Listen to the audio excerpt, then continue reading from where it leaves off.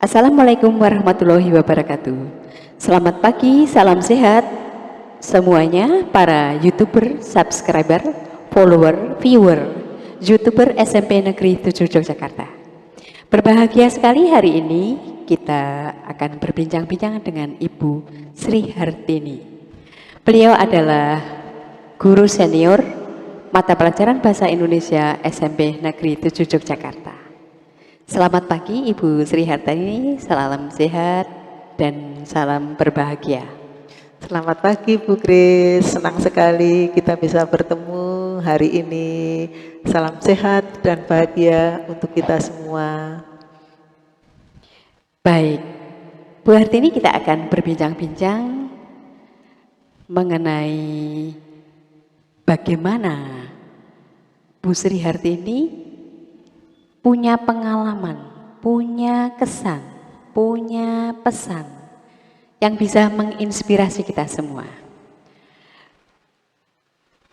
Pertama-tama kami ingin mengetahui bagaimana kisahnya sampai dari tempat lahir Bu Sri Hartini dulu, sekolah, kuliah, sampai akhirnya ditugaskan untuk menjadi guru di SMP Negeri 7 Yogyakarta. Oke Bu Kris, menarik sekali. Ini nanti akan menjadi semacam penggalan sejarah. Kalau dilihat dari KTP itu lahir di sebuah kota kecil di Kabupaten Magelang, tepatnya di Muntilan. Kemudian bisa sampai menjadi guru di SMP 7 itu sungguh melalui sebuah perjalanan panjang, karena ketika kuliah di waktu itu Indonesia sedang membutuhkan banyak guru yang bisa dididik secara kilat untuk diangkat menjadi PNS. Sebuah tawaran yang menarik. Ketika itu saya mendaftarkan di UGM jurusan PKN dan tidak diterima. Kemudian ada informasi bahwa pemerintah membuka lowongan menjadi PNS secepatnya melalui jalur pendidikan yang hanya 1 tahun kuliah. Meluncurlah saya ke Universitas Sanata Dharma tahun 1980 untuk mendaftar di Fakultas Sastra di satu keguruan Universitas Sanata Dharma Yogyakarta. Menempuh pendidikan yang hanya 1 tahun, gratis uang kuliah, bahkan diberi uang saku yang sungguh sangat menarik untuk seorang calon mahasiswa. Setiap bulan mendapatkan jatah dari pemerintah dengan senang hati. Dari situ cerita mengenai menjadi guru bahasa Indonesia dimulai. Tahun 81 lulus dari Diploma 1 Sanata Dharma, kemudian diangkat menjadi CPNS di SMP Negeri 1 Mataram, Lombok. Jauh sekali, dan itu menimbulkan ketakutan yang luar biasa sehingga bersembunyi, lari dari tanggung jawab, tidak mau berangkat. Kemudian didatangi dari Dinas Pendidikan untuk menagih janji kesiapan mau menjadi guru yang bisa ditempatkan di seluruh wilayah Nusantara. Akhirnya perjalanan dimulai, melamar kembali dengan permohonan bisa diterima di sekolah di lingkungan DIY, bukan kota Yogyakarta tapi DIY, wilayah provinsi, sehingga dan ditempatkan di SMP Negeri 2 Panjatan Kulon Progo, sebuah sekolah baru Bu Kris, masih filial dengan SMP 1 Bendungan. Betul-betul masuk tahun 82 itu baru punya murid di kelas 7. Kami waktu itu masih filial dengan SMP Negeri 1 Bendungan. Kemudian seiring berjalannya waktu di sana sampai 10 tahun, karena KTP saya orang kota, itu ada program dari pemerintah untuk bisa ditarik kembali ke kota Yogyakarta. Namun dengan pertimbangan karena punya rumah di Muntilan, saya mencoba ke SMP 2 Kalibawang dengan perhitungan yang jaraknya hanya nggak sampai 15 km dari Muntilan. SMP Negeri 2 Kalibawang itu tahun 1993, dari perjalanan 1982 tadi. Kemudian ternyata anak-anak semua menolak, orang lain kepengen sekolah di Jogja, kenapa malah mengajak pulang ke Muntilan, ke kampung? Nggak mau, silahkan mamah berumah di Muntilan sendiri. Menimbulkan kegalauan tersendiri, dan Tuhan menolong, ada program lagi tahun berikutnya dari Dinas Pendidikan Provinsi. Waktu itu SMP masih di bawah provinsi, itu rotasi lagi dapat ke SMP Negeri 11, itu 1994. Jadi dari SMP 2 Panjatan ke SMP 2 Kalibawang itu pindah yang diberi transport lumayan, 1 juta rupiah tahun sekian, sungguh luar biasa. Hanya 1 tahun Tuhan memberi kemudahan lagi, bisa ditarik ke SMP Negeri 11 dengan 1 juta lagi diberi uang saku, sampai akhirnya program penataan guru pertama kali ada 2012. Saya merasa menjadi korban rotasi pertama kali untuk bisa ditempatkan di SMP 7 yang hanya berjarak 400 meter dari SMP 11, hingga akhir masa jabatan di 2022 ini genap 40 tahun menjadi guru. Menarik ya Bu Kris, panjang ceritanya. Menarik sekali kisah perjalanan dalam menempuh cita-cita. Bisa menginspirasi para subscriber, follower sekalian untuk bagaimana kita itu meraih cita-cita.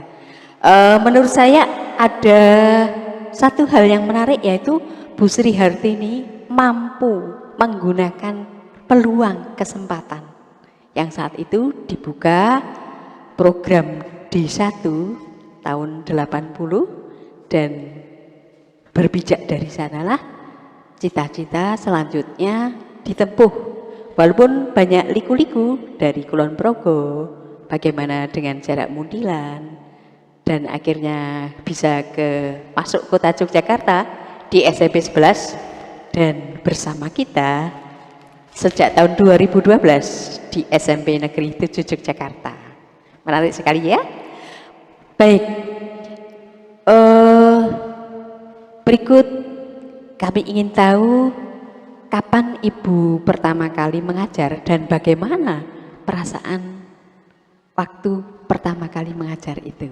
Oh, jadi ingat kembali mengajar pertama kali belum di SMP Negeri Bu Kris.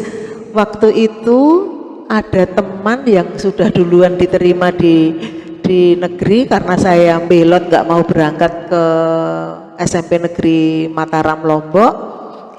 Dia mengajar di SMP 17 Bantul. Dia mengatakan, ayo daripada nanti ilmumu lupa sambil belajar silahkan. Nah itu menjadi pengalaman menarik di SMP 17 Bantul, sebuah sekolah swasta kecil sekali, di mana kelasnya itu banyak sekali memakai rumah tetangga dari sekolah. Sekolahnya itu kecil sehingga kelas 1 di ujung sana sampai nyebrang ke tetangga, dan di situ sekolah swasta yang tidak begitu bonafit, muridnya besar-besar. Waktu itu Bu Hartini baru berusia 18-19 tahun, masih sangat muda, sehingga muridnya otomatis itu kalau istilah sekarang ngerjain. Wah, ini gurunya masih sangat muda, baru keluar dari pabrik, belum punya pengalaman apapun. Itu menjadi sebuah pengalaman menarik bagaimana mengatasi murid baru yang kelihatannya fisiknya lebih besar-besar dan bukan dari sekolah negeri, sekolah swasta tapi kecil pinggiran, di mana ya seperti itu memerlukan terkaget-kaget dulu untuk bisa menata, oh ternyata nggak mudah ya berbicara di depan kelas sebagai guru itu. Seperti energi starting gitu ya. Iya, iya betul Bu Kris. Bisa Betul. diceritakan mengapa atau alasan apa Bu Hartini memilih profesi sebagai guru? Aduh, itu sesuatu yang sungguh sama sekali tidak pernah saya pilih Bu Kris. Menjadi guru itu sepertinya ketentuan dari Tuhan. Ketika SMP yang namanya Sri Hartini itu sangat alergi dengan pelajaran bahasa Indonesia. Sangat alergi karena guru zaman dahulu kan beda sekali dengan sekarang, apalagi yang di era milenial ini ya Bu Kris. Guru zaman dahulu itu kan ditokohkan sebagai tokoh yang harus dihormati, disegani, bahkan cenderung menakutkan. Nah itu ada Pak guru bahasa Indonesia yang di SMP itu Bu Kris, sebelum lupa, saya menempuh pendidikan itu tidak hanya di Muntilan karena bapak saya itu kepala pegadaian yang harus berpindah-pindah tempat. SD saya ada di daerah Borobudur sana, SMP-nya saya sudah ada di Wonosobo, di SMP Bakti Mulia Wonosobo, sebuah yayasan Katolik. Itu saya ada di sana, tokoh Pak gurunya namanya Pak Ngadiman, yang sampai saat ini saya nggak lupa semuanya. Pak Ngadiman ini kebetulan sahabatnya ayah, sehingga apapun yang terjadi di sahabat di gereja, sehingga apapun yang terjadi di kelas itu pasti akan langsung diberitahukan kepada ayah. Ini menjadikan saya sangat jengkel, males ketika pelajaran bahasa Indonesia. Karena tokohnya Pak Ngadiman ini dekat dengan bapak, sehingga apapun yang terjadi nggak mengerjakan PR, ramai di kelas atau apapun, hari itu juga informasi akan langsung. Ini menimbulkan menjadi males sekali, nggak mau dengan pelajaran. Jadi bukan cita-cita, Tuhan yang menentukan bahwa menjadi juniornya Pak Ngadiman. Menarik sekali ya. Sebenarnya kan saat itu keadaan di mana Pak Guru Ngadiman dekat dengan ayah Bu Hartini, kalau sekarang kan namanya parenting yang sangat bagus itu. Ya. Tapi justru waktu itu maunya sembunyi, maunya itu ayah nggak usah cerita kalau temannya atau apapun, sehingga efeknya menjadi berantai karena menjadi malas mengikuti pelajaran bahasa Indonesia. Karena di samping dari tokoh gurunya memang metode pembelajaran zaman dulu, terus jumlah jam mengajar bahasa Indonesia kan banyak, terus pekerjaan PR, menulis itu kan banyak, itu sudah membuat gak suka. Bu Hartini setuju nggak seandainya saya beri kesan demikian? Apa yang Ibu capai hari ini sampai sekarang ini adalah salah satu dari hasil parenting guru dan orang tua. Betul. Ya. Terima kasih Bu Kris. Bu Kris mengingatkan bahwa di dunia ini tidak ada sebuah peristiwa yang terjadi karena kebetulan. Iya. Karena Tuhan itu sudah mengatur semua peristiwa. Oke. Ibu Sri Hartini, coba Ibu sampaikan, menurut Bu Sri Hartini konsep sahabat itu seperti apa dan seberapa banyak atau kesan apa atau apa yang diperoleh Ibu dari seorang sahabat? Oke, wah ini tema yang menarik Bu Kris. Setiap orang itu harus punya sahabat, harus Bu. Bagaimanapun harus punya sahabat. Tetapi untuk bisa menemukan sahabat sejati itu sangatlah tidak mudah. Kalau kita hanya mencari teman, wow, Banyak. luar biasa, banyak, mudah. Apalagi ketika kita senang, ketika banyak uang, ketika hal-hal yang menggembirakan yang ada, kita mencari teman akan datang banyak dengan mudah. Tetapi ketika kita ada di posisi yang di titik nadir, yang teraniaya, sedang mengalami kesulitan yang sangat luar biasa, siapakah yang ada? Apakah dia itu hanya ada ketika kita yuk jalan-jalan ke mall, yuk lihat film, dia ada, itu jelas teman, itu bukan sahabat.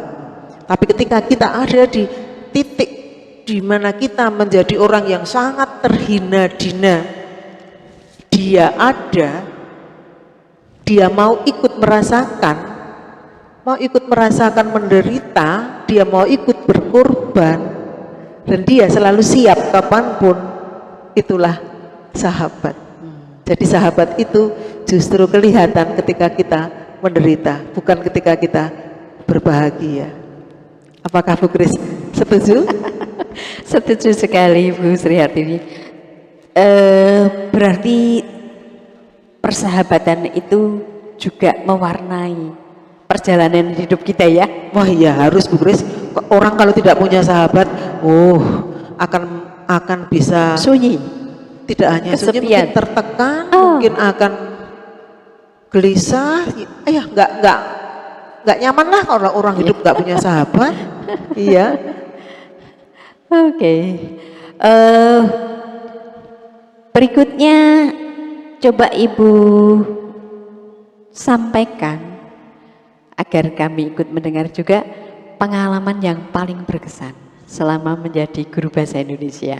Aduh Bu Kris, pengalaman menariknya terlalu banyak. Hampir 40 tahun menjadi guru, setiap tahun itu selalu dihiasi oleh peristiwa-peristiwa yang sangat menarik.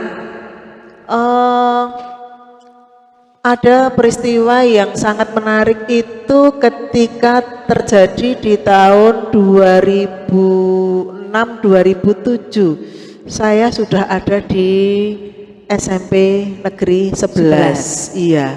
Waktu itu anak saya yang barep, Andre, ini diterima pertama kali bekerja di sebuah perusahaan Jepang di Serang, Banten. Kemudian langsung yang bingung ibunya. Kalau diterima di Jakarta, saudara, adik, bule, bude di Jakarta begitu banyak. Tapi ini di Serang, di Banten, di daerah Muslim Bu Kris. Sedangkan anak saya namanya jelas sekali menggunakan nama Katolik, Andreas. Ini sebuah pengalaman yang luar biasa.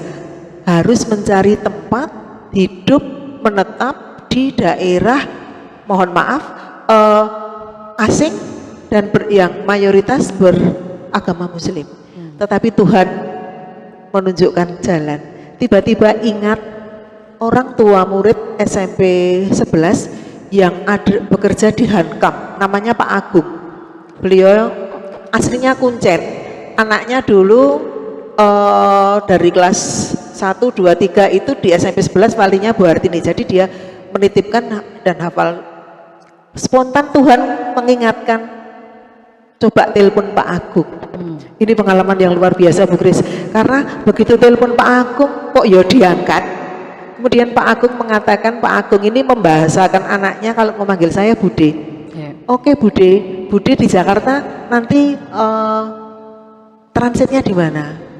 Kemudian saya menjawab di Kelapa Gading tempatnya kakak. Oke, nanti diberikan alamat dan Pak Agung ini datang dengan kostum lengkap sebagai seorang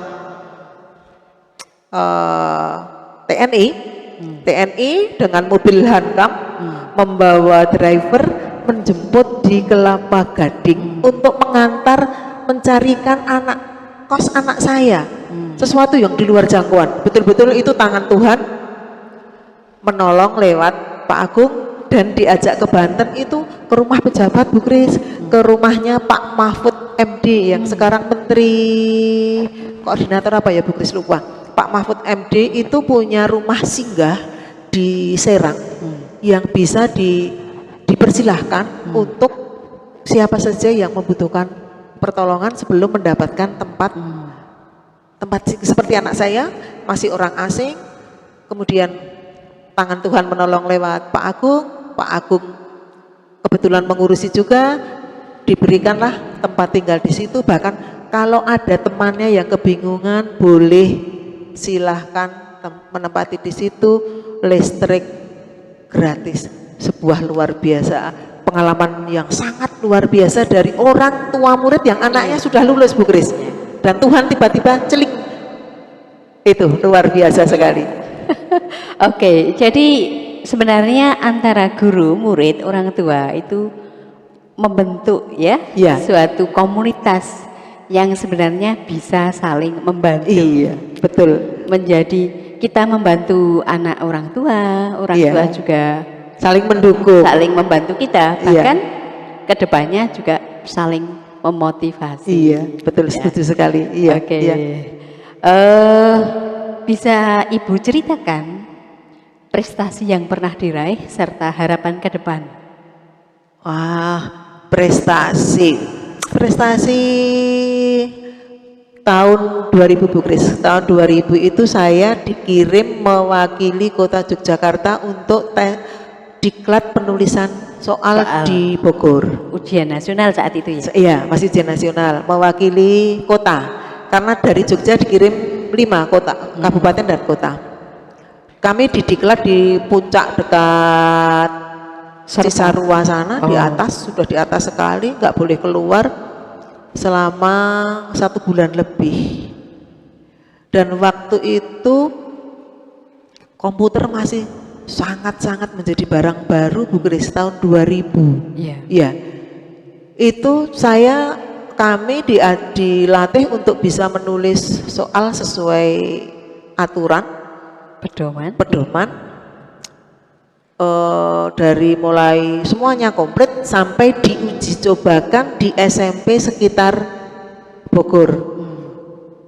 Dan Tuhan memberi hadiah, ternyata saya bisa masuk 4 besar nasional waktu itu, sehingga bonusnya dari bisa masuk 4 besar nasional tadi selama 5 tahun itu selalu diajak ditugasi untuk menulis soal ujian nasional selama 5 tahun dan soal kejar paket B 6 tahun lebih lama.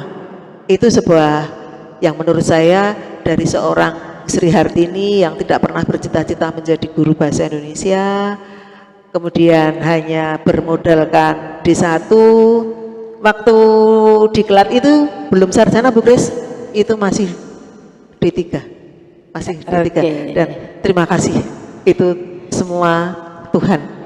Prestasi nasional ya. Saya pernah mendengar juga bahwa penulis soal itu harus ahli materi, ahli penilaian, ahli penulisan dan sebagainya, termasuk juga bahasa. Harapan ke depan Ibu Hartini seperti tadi yang saya tanyakan? Harapan karena sekarang eranya sudah berbeda Bu Kris. Tahun 80 sekarang 2022, apalagi di era pandemi.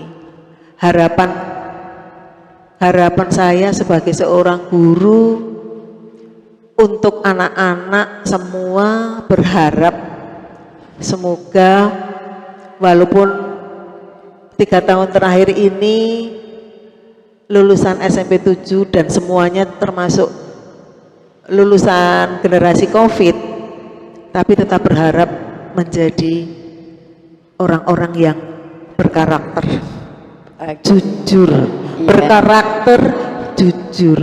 Kelak yang anak-anak kita yang sekarang ini di Indonesia Merdeka Seabad nanti di 2045 itu kan mereka sedang ada di top karier ya Bu Iya, Kris.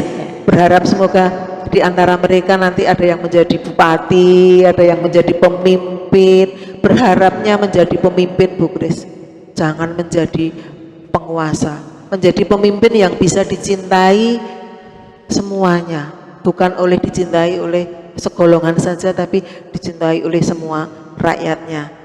Semoga di 2045 nanti entah Bu Hartini itu masih ada atau tidak, karena masalah umur itu Tuhan yang tahu. Menjadi kebahagiaan tersendiri kalau mendengar ada di antara anak-anak kita sukses menjadi pemimpin yang berkarakter, bukan penguasa. Jadilah pemimpin yang baik, berkarakter, jujur, dan dicintai semua orang. Harapan yang luar biasa kita, Bu Hartini mengharapkan generasi penerus sebagai generasi yang berkarakter. Baik, hari ini di depan Ibu ada bunga cantik sekali. Mungkin Ibu bisa menceritakan bagaimana dengan kehadiran bunga cantik itu, bagaimana kisahnya, dan bagaimana nanti pesan-pesan yang Ibu sampaikan hari ini terkait dengan hari yang luar biasa untuk anak-anak siswa SMP Negeri 7 Jakarta, juga untuk para subscriber, follower, viewer yang lainnya. Waduh, ini bunga kejutan yang kedua Bu Kris. Kejutan kedua. Kemarin saya sudah mau pulang, anak saya WA, Mama ada di mana? Masih di sekolah tidak? Tumben menanyakan, saya jawab masih, sudah mau pulang. Dan dia mengatakan, tunggu dulu mah. Ternyata saya tunggu 10 menit ada Shopee atau Gojek yang datang membawa seikat bunga putih. Seikat bunga putih yang di situ ada tulisannya, selamat memasuki masa pensiun yang terbaik ya Mah. Dan di situ ditulis dari Andre Edo Ian.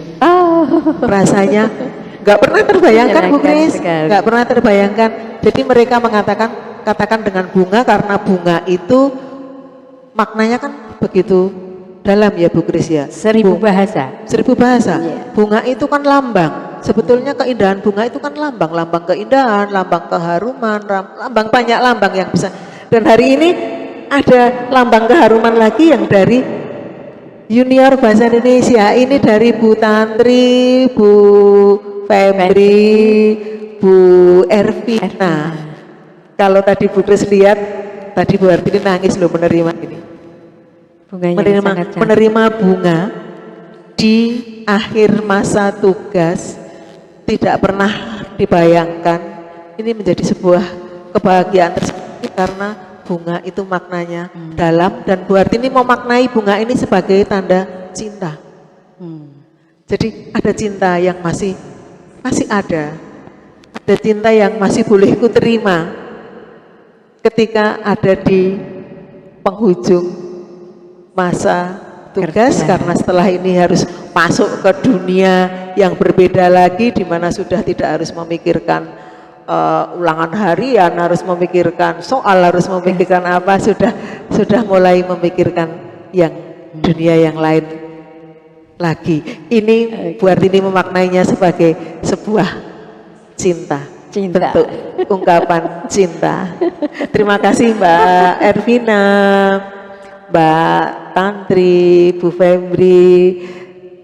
Semoga besok semakin kompak, solid, menjadi tim Bahasa Indonesia SMP 7 di dalam memajukan siswa-siswi untuk bangga berbahasa Indonesia. Aduh, kesan yang sangat menarik ya, hari yang sangat indah.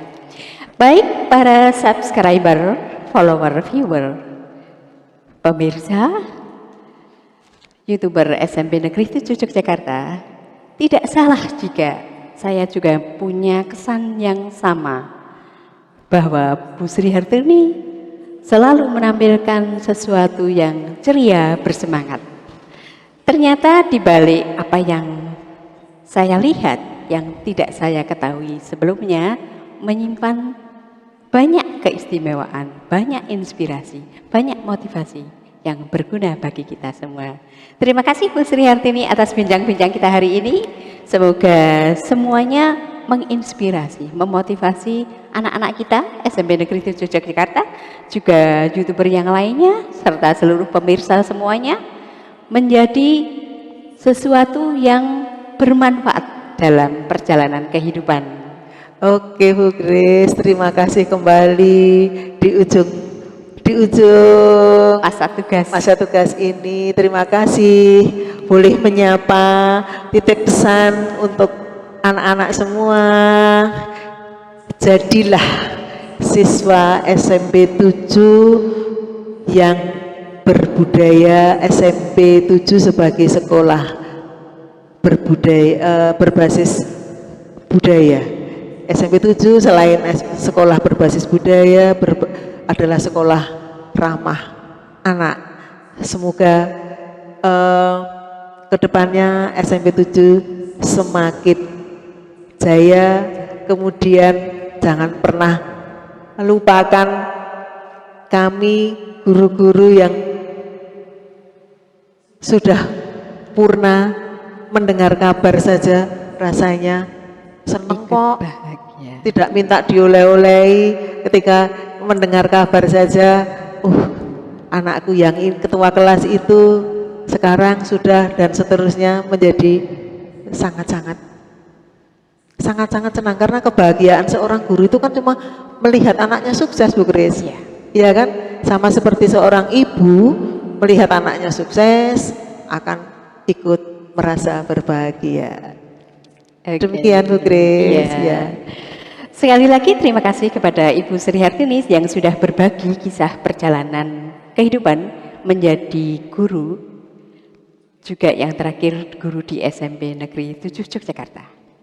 Subscriber, follower, viewer semuanya, marilah kita mencontoh, meneladani karakter terbaik yang Anda temukan pada Ibu Sri Hartini. Semoga kita semua bisa mencontoh, meneladani karakter yang kita temukan untuk kita sendiri. Akhir kata saya ucapkan selamat pagi, salam sehat. Sekali lagi terima kasih Bu Sri Hartini. Sampai jumpa Bu Grace. Ya, tetapi Assalamualaikum warahmatullahi wabarakatuh. Semoga rindu ini menghilang. Konon katanya waktu sembuhkan, akan adakah lagi yang sepertimu? Kukira kita akan bersama, begitu banyak yang sama, latarmu dan latarku. Kukira takkan ada kendala, kukira ini kan mudah kalau aku jadi kita.